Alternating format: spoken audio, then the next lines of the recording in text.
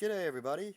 I want to talk about the cans for a moment and see if I can try to make sense of pricing and explain why things are such prices. Now they say, the companies and all this, and this is what we hear, the pricing's going up because it's hard to get the meat and the cost and travelling and all that.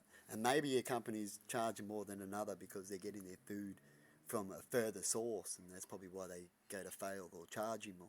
But besides all that, if they're getting the same source and the same, cost in travelling and all that kind of thing, some things don't make sense to me.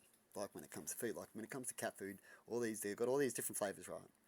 And sometimes companies they'll keep things to the prices the same, roughly the same, and one product might make a little bit more than another product kind of thing when you have more the same, like these cat food kind of things. So I understand that concept, but I don't understand how cat food though becomes more dearer.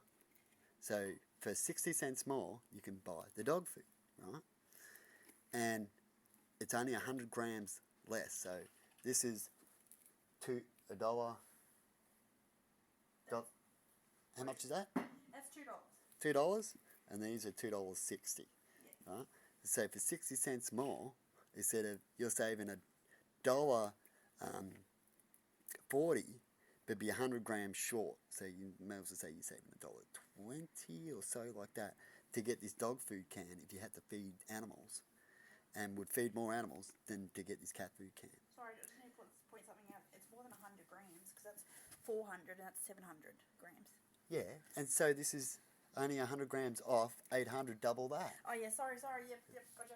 Don't worry. Sorry. Who doesn't get that all the time? I misunderstood that. Yeah, sorry, yeah. peeps. But who doesn't get that all the time off people, eh?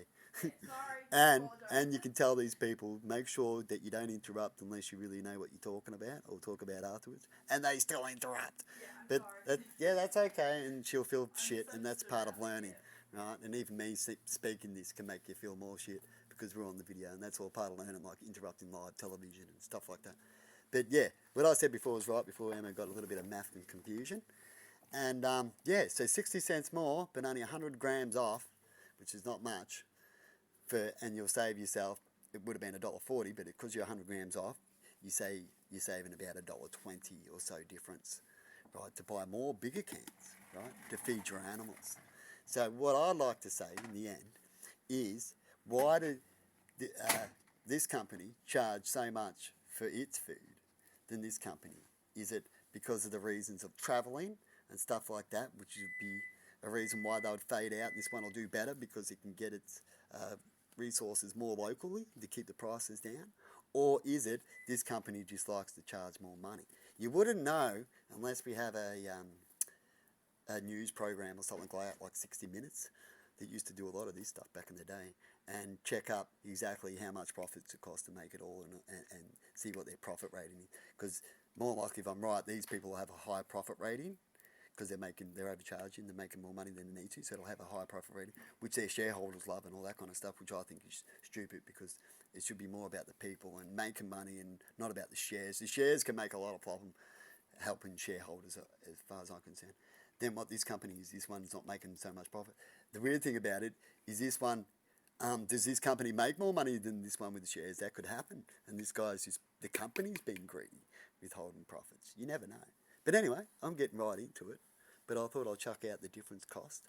And if you need to feed animals and stuff, because we were just thinking about it when it comes to certain costs, maybe sometimes just feed them a different animal food. And I know about diets and that, but these diets aren't too far off to people to have it changed for a while. Probably wouldn't go permanent. And when it comes to diet things, as they say, the animal's not on quite a right diet, it won't live it as long.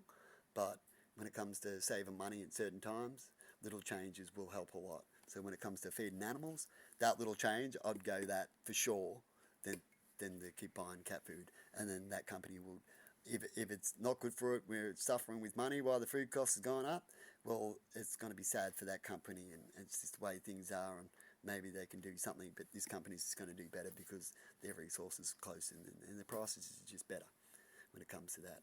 And come to feeding animals, the animals aren't too fussy when it comes to food, but they are fussy too, because there is some food where they just don't eat, and if they don't eat it, we will go back to the theory where sometimes you got to feed, and you don't want a spoiled animal either. But there is food where they're just not going to eat it. They're not going to eat it. It's too cheap, isn't it? So you look at the quality of the food, which one's the best quality, and the qualities are similar. Then you know about the price thing's not quite right and all the rest of it. Anyway, people, bye-bye, because what I'm trying to explain is a really big thing to explain and to get right at the end. But I thought I'd just quickly show a point where if you wanted to save money right now with animals, feeding animals, I'd recommend to buy this can. Have a good one. See ya.